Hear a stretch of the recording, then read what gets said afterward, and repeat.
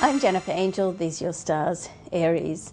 Now, the new moon this month is actually in your sign, and that's at the 10th of the month. So this is a great time to really get your act together of what you want to achieve over the next 12-month cycle. So it's an exciting time for Aries because it's the beginning of your next cycle. So you want to rethink where you are, where you want to go, and how you're going to get there. So it's all really about the journey, and this is the time to make plans of what you're going to do next. Now, when I look at your career and money, Pluto is retrograde in your 10th house. This is all to do with your business, and it goes retrograde in the 13th. So you have choices to make over this month to do with your career, and you want to make sure you make them for the right reasons. So, and the right reasons are that it's what you want to do for yourself rather than what you feel you should do. And I know that, sometimes we have to do things that we should do to get what we want. And if that's the case, then you want to just think through of how what you're doing in life is serving you in the big picture, because when you think about it and look at it a little more deeply, it will always click back to have some relevance to where you want to be. It'll be some skill that you're going to be using in the future. But this month, very much so, is a big month of change for Aries, and it doesn't mean to say with your work you're going to change totally, but some of you might get a promotion, some of you just might stay where you are, but seriously think about changing direction and working towards that. So now with money, Venus is in your second house.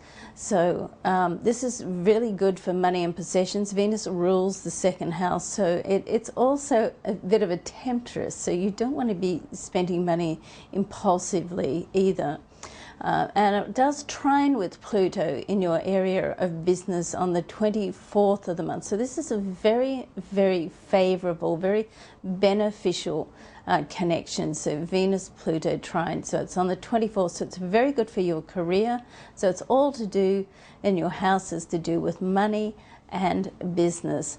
So good for career, good for money. Opportunities can come, and you want to think about them, but don't spend too long thinking about them.